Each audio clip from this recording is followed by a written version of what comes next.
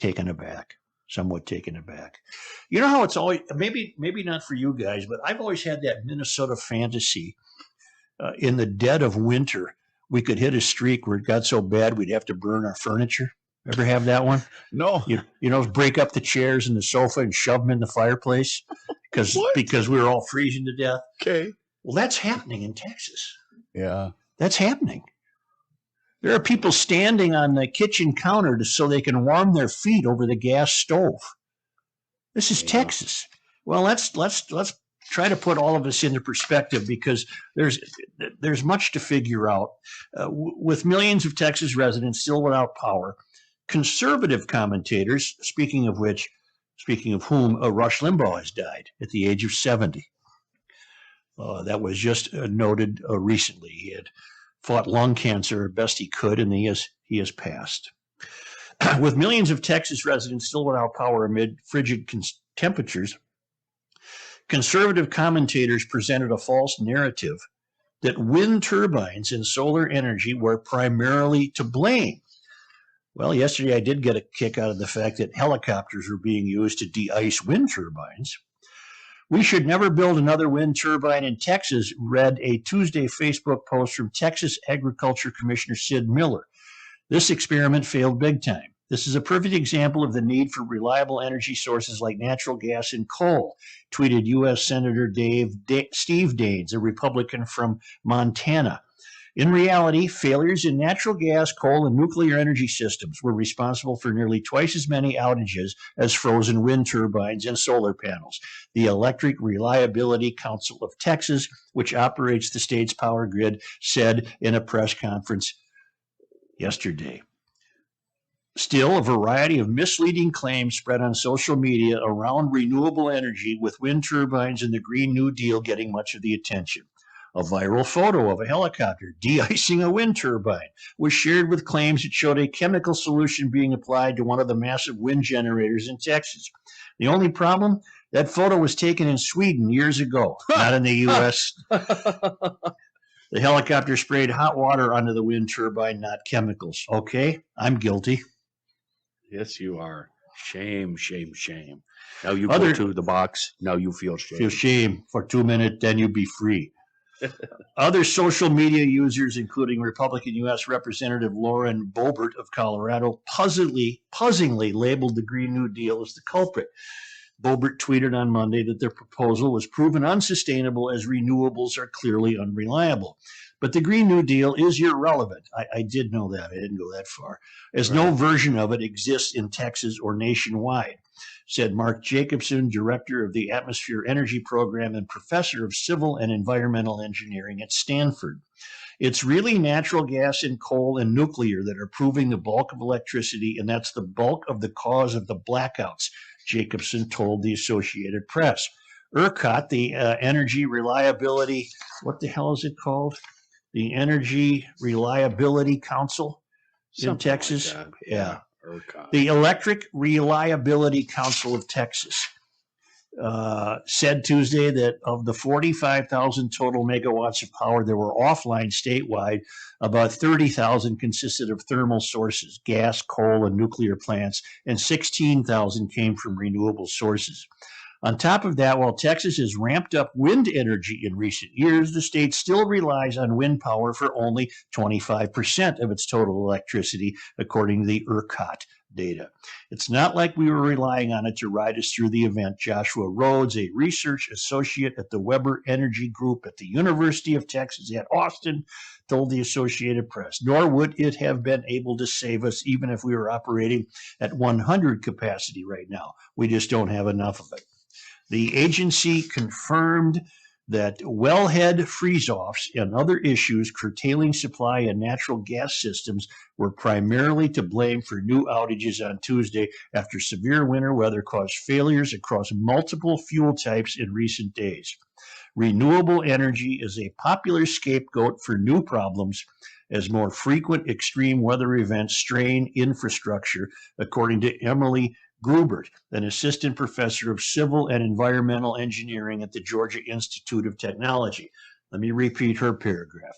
Renewable energy is a popular scapegoat for new problems as more frequent extreme weather events strain infrastructure. There haven't been more frequent.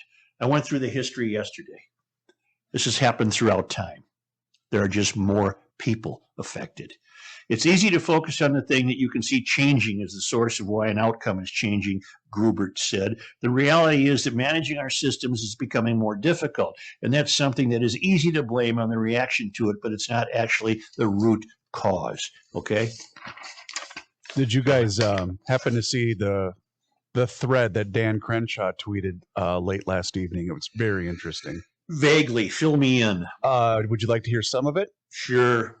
This was 19 hours ago. Dan Crenshaw from Texas tweeted the following. With blackouts across Texas, many are wondering what happened. Leftists are cheering a red state having energy problems. Here's the truth about what happened. A mix of over-subsidized wind energy and underinvestment in gas power means we didn't have enough base load energy for a massive spike in demand. Also, Texas infrastructure isn't designed for once-in-a-century freezes. Number one, frozen wind turbines. West Texas had wind turbines that had to be de-iced. The little energy that power regulators planned on being supplied from wind was now gone. We have almost 31 GW, I'm assuming is gigawatts, of wind installed on the grid, but on Monday we couldn't even depend on 6 working.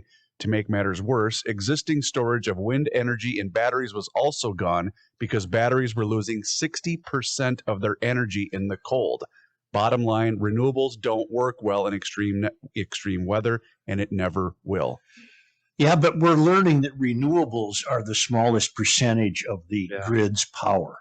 Yeah. And I love Crenshaw as much as the next guy. But again, I would love to, but we must consider the facts. He's scapegoating green policies when the truth is that the renewable sources of the energy in Texas are not its predominant energy source. And if you go read me the beginning again where it said something about base power, I think I can put that in GL terms. Sure. Just keep in mind too, Joe, he goes on later to explain more of what you just said. Mm-hmm. Just so you know. Right. Base power. Base something. Oh, here we go. A mix of over-subsidized wind energy and under-investment in gas power means we didn't have enough base load energy for a massive spike in demand. The way I understand that, and I'm certainly willing to be corrected and most certainly will be by GLers, is that given the toying they've done with apparently renewable energy, not enough attention was given to the basic structures. And the basic structures then failed when this cold snap hit because the basic structures had not been kept up to pace. Even though the renewables are a small percentage of the Texas grid, the renewables were receiving a great deal of attention. And here was another thought he had. Nuclear also got too cold. We only have 4 nuclear units in Texas, near Houston and Dallas. One of the reactors near Houston turned off due to a safety sensor freezing. No problem with the reactor, but the lack of a sensor forced the plant to shut down as a precaution.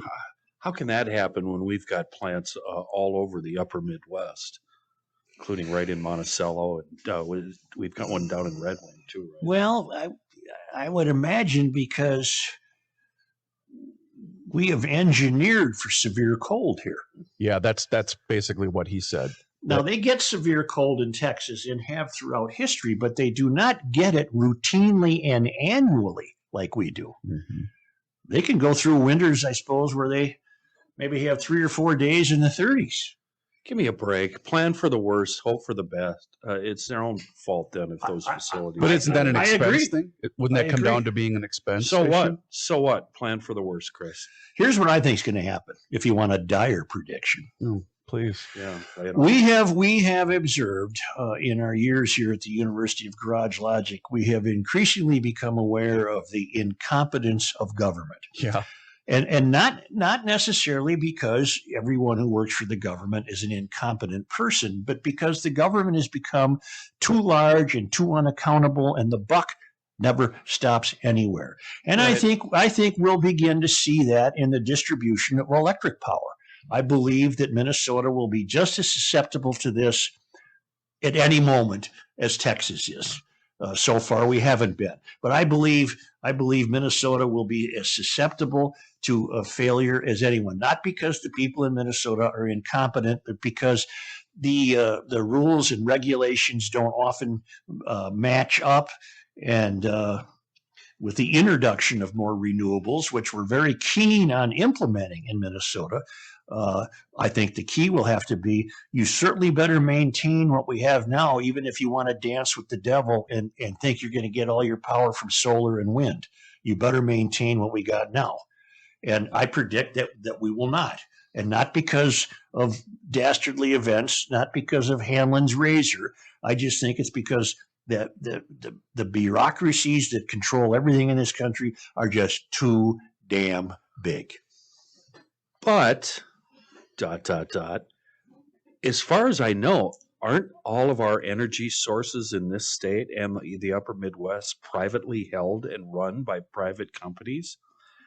I believe they are, and those same companies, from what I've been reading the last year or so, are trying to stay ahead of the government, the government regulations and requests that are going to be coming down the line years from now.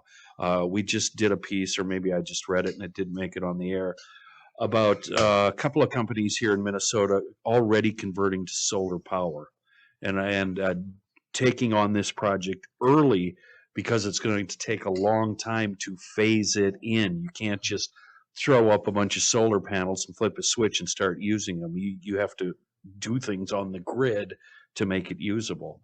I don't know that government is controlling our power sources, are they, Joe? Yes, I don't think so. The Public How Utilities so? the Public Utilities Commission regulates the grid in Minnesota. It's the They same in do. Texas. The acquisition in Texas, these are just privately owned electric companies that were put together for the wealthy. And Texas has been off the grid since 1930 because they don't want federal intrusion in their lives.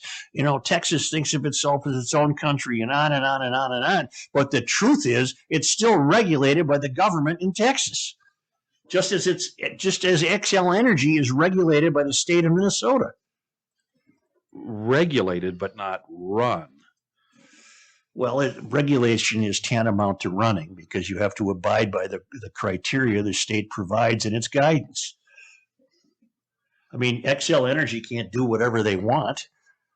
Delta Airlines is a private airline, but they're regulated by the government.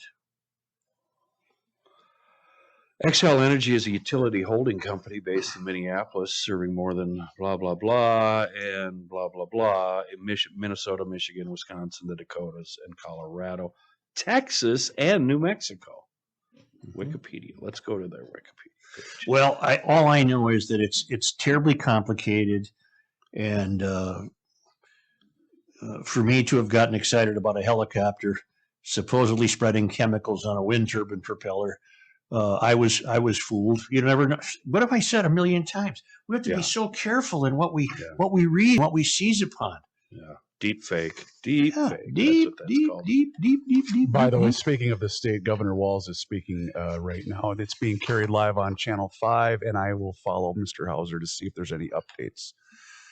Well, we're going to be told that schools are going to reopen in some capacity. Yeah, let me see if Thomas posted anything yet. 8 minutes ago, Governor Walz said, quote, "It's time to get our students back in school." Okay. It was time to do that 6 months ago. All right. That's it. Finally time. Okay. That's it. Thanks, Timmy. Okay. Oh, one more thing, by the way, from Crenshaw. This was his third point in this long series of tweets he issued last night. We don't have enough natural gas online. ERCOT, or ERCOT, planned on 67 gigawatts from natural gas/coal, but could only get 43 of it online. We didn't run out of natural gas, but we lost the ability to get it transported. Pipelines in Texas don't use cold insulation, so they froze. Every natural gas plant stayed online. The downed plants were due to scheduled maintenance. Governor Abbott made the right call in diverting all natural gas to home heating fuel and then electricity for homes. Gas and coal brought a stable supply of energy, but it was still not enough. Well, it might be in the 60s or the 70s here this weekend. That's small consolation if you've got a 2-year-old who's freezing right now in your house. But unlike Minnesota, they're going to warm up something fierce, and that snow will be gone, and they'll be fine. But in the meantime, what they're really suffering is not only a major inconvenience and a danger, but a tremendous embarrassment. Yeah.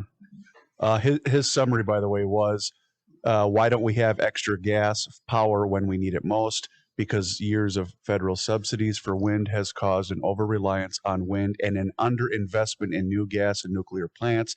Bottom line, fossil fuels are the only thing that saved us. They are base load energy. If we were even more reliant on the wind turbines that froze, the outages would have been much, much worse.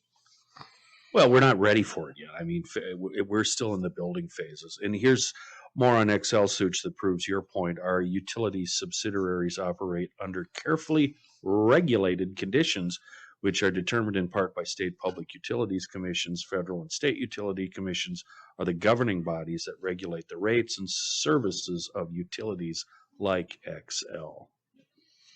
Yeah, I can't start Joe's Power Company and then just charge you whatever I want or determine how much electricity you're going to get. And, no, it's all part of the overwhelmingly large government we have. And for the most part, in Minnesota, we luck out. We don't really lose power around here except for severe thunderstorms, really. I can't think of the last time we lost power in the winter. I'm sure we have. I'm sure some iced lines have come down. Well, I remember it happened. Well, I don't know how widespread it was because I was working for a large health club and it happened in the middle of winter. And that was not fun. I always picked out the furniture I would burn first because I knew I could get rid of some stuff. I got news for you. She's going to be picking out stuff to burn before you are. She'll be out in the garage. What's this old boat light that I can't get out of this box? It's made out of chrome. You can't burn it. I'm going to burn the box. No, the box is what makes it valuable. It's the original box. That's good cover. Oh, you're a fool.